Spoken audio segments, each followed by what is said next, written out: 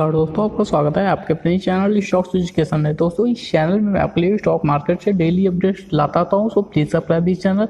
दोस्तों channel subscribe करने के बाद बेल आइकन जरूर प्रेस कर लें ताकि आपको अगर आप भी स्टॉक मार्केट में पैसा बनाना चाहते हो तो मेरे ख्याल से आपको दो चीज़ें बहुत ही आसानी से जाननी चाहिए। पहला, आपको टाइम देना चाहिए किसी भी स्टॉक में। दूसरा, वो पेशेंस रखना चाहिए। टाइम और पेशेंस अगर दो चीज़ें आप देते हैं किसी भी स्टॉक को तो आपको वो स्टॉक बहुत ही अच्छा खासा पैसा बना के दे सकता है। जैसा आपने आइसर मोटर के साथ देखा होगा, कभी वो शेयर भी 1 रुपये 2 रुपये का चला करता था, लेकिन आज उसकी कीमत बहुत ही ऊपर निकल चुका है। तो ऐसे में आपने देखा होगा कि उसमें क्या लगा, पहला टाइम लगा, और जिन लोगों ने उस शेयर को होल्ड किया उन्होंने क्या रखा, पेशेंस रखा। तो ऐसे में अगर किसी भी पेनी शेयर जिसका फ्यूचर बहुत ही ज़्यादा ब्राइट हो या फिर जैसा फ्यूचर उसका आप प्रिडिक्ट कर सकते हैं, तो मेरे ख्याल से उन शेयर्स को आपको टाइम और पेशेंस दोनों देना चाहिए जरूर से, तभी वो आपके पैसे को कई गुना बढ़ा सकते हैं। तो देख लेते हैं आज के हम अपने स्टॉक की, और साथ के साथ इसका फ्यूचर की भी बात करेंगे। और जो लोग इसको बाई नहीं कर पा रहे हैं क्योंकि अपर सर्किट पे चल रहा है, तो जो लोग बाई करना चाहते हैं उनके लिए भी एक टिप बताऊंगा, और साथ के साथ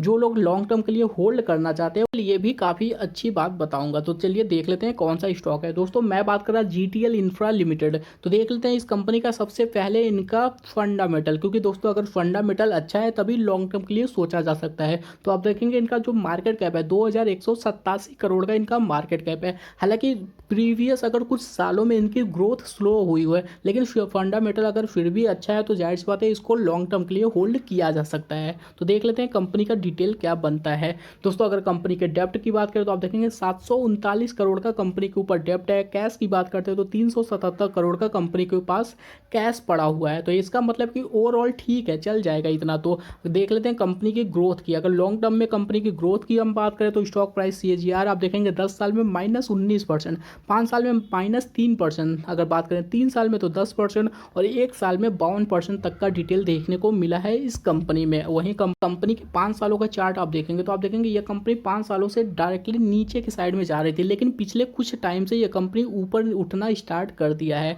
तो देख लेते हैं कंपनी का और डिटेल। अगर कंपनी के पिछले 4 सालों से रेवेन्यू और प्रॉफिट की बात करें, रेवेन्यू लगातार घटता ही जा रहा था 2018, 19, 20 में, लेकिन 2021 में रेवेन्यू थोड़ा सा ग्रो किया है। तो आगे भी एक्सपेक्ट किया जा सकता है कि शायद रेवेन्यू इनका और तेजी के साथ ग्रो करे। अगर वहीं प्रॉफिट की बात करते हैं तो कंपनी पिछले 4 सालों से लगातार लॉस में चली। 2018 में कंपनी को लॉस हुआ था 1.89 थाउजेंड करोड़ का। अगर 2019 की बात करें तो 1.54 थाउजेंड करोड़ का, 2020 की बात करें तो 1.86 थाउजेंड करोड़ का, और 2021 में कंपनी को 1.27 थाउजेंड करोड़ का लॉस हुआ है, जो कि पिछले अगर 4 सालों का डिटेल आप देखें तो सबसे कम रहा है इस साल का, यानी 2021 में। तो देख लेते हैं कंपनी का और डिटेल। दोस्तों कंपनी के अगर हम बात कर लेते हैं लास्ट ट्रेडिंग सेशन में क्या डिटेल रहा है, तो आप देखेंगे यह कंपनी क्लोज हुआ है 1 रुपये 75 पैसे में, जबकि 52 वीक हाई और लो की बात करें तो 52 वीक हाई 1 रुपये 75 पैसे जो कि लास्ट ट्रेडिंग सेशन में बना है। 52 वीक लो की बात करें तो 45 पैसे का ये शेयर हुआ करता था।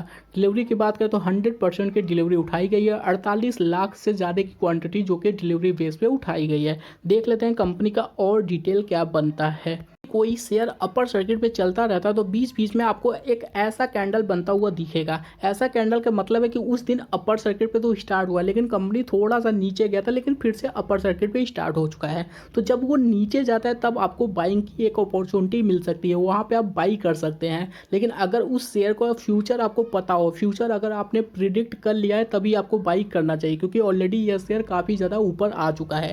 लेकिन क्या इसका फ्यूचर हो सकता है? तो बिल्कुल हो सकता है दोस्तों, क्योंकि जिस हिसाब से ये कंपनी काम कर रही है, जिस सेक्टर में काम कर रही है, उस सेक्टर का आने वाले टाइम में काफ़ी ज़्यादा फ्यूचर होने वाला है। क्योंकि जिस हिसाब से 5G पे टेस्टिंग हो रही है, जिस हिसाब से 5G आने वाले हैं, तो उसमें काफ़ी टाइम लगने वाला है, और जब तक टाइम लगता है तब तक इस कंपनी को काफ़ी फ़ायदा मिल जाएगा। कोई भी अगर कंपनी आती है, क्योंकि इनके जो कस्टमर ओरिएंटेड हैं सभी को मिलाकर, चाहे BSNL की बात करिए, चाहे आप जियो की बात करिए, चाहे एयरटेल की बात करते हैं, या फिर चाहे आप वोडाफोन की बात करिए, ये सभी इनके कस्टमर लिस्ट में आते हैं। तो इसका मतलब कोई भी अगर सबसे पहले अगर 5G लॉन्च करता है तो जाहिर सी बात है इस कंपनी को बेनिफिट आपको देखने को मिल जाएगा। और पूरे इंडिया में जो इनकी रीच है वो काफ़ी बड़ी है, तो मेरे ख्याल से इस कंपनी को बहुत ही ज़्यादा बेनिफिट देखने को मिलेगा, और इसका जो फ्यूचर होगा वो काफ़ी ज़्यादा ग्रो होता होगा आपको दिख जाएगा। तो मेरे ख्याल से इस शेयर को आप बाई कर सकते हैं, लेकिन ये कोई रिकमेंडेशन नहीं है, आप खुद का फैसला खुद ही लीजिए। मैं सिर्फ आपको रिसर्च करके उसके पीछे का डेटा सिर्फ बता रहा हूँ, बाकी आप डिसीजन खुद लेकर